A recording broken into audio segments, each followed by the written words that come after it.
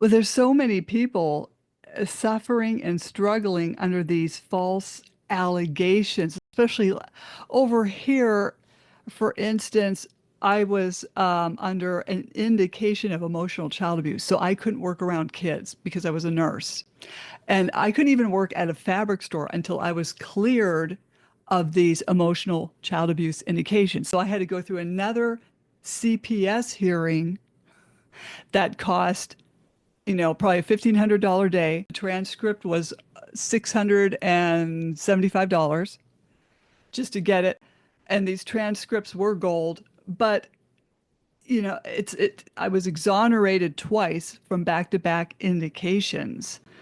And it just we've got this huge problem where people can just throw these out and they're not held responsible when the person is found innocent.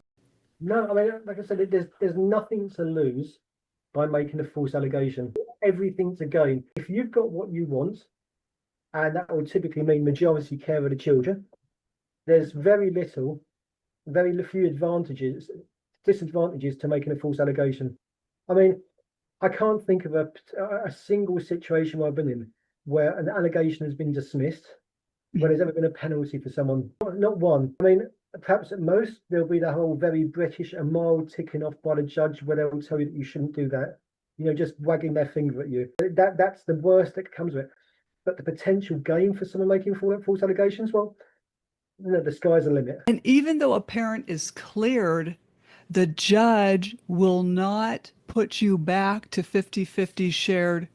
So even though parents have to understand, at least over here in the United States, is a child will tell the judge what's going on and what they want, and the judge will twist and contort their story to fit their false narrative, which happened in my case.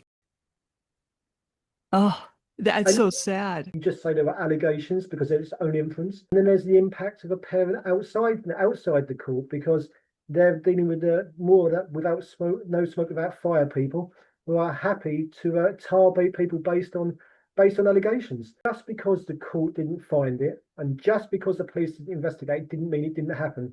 And to quote Monty Python again, what chance does that give me? You get accused of that. When someone's accused of something that they didn't do. When they're accused of something, there's two possibilities. One, they're found guilty, at which point they're guilty, or they're found not guilty, at which point they are guilty. They just got away with it.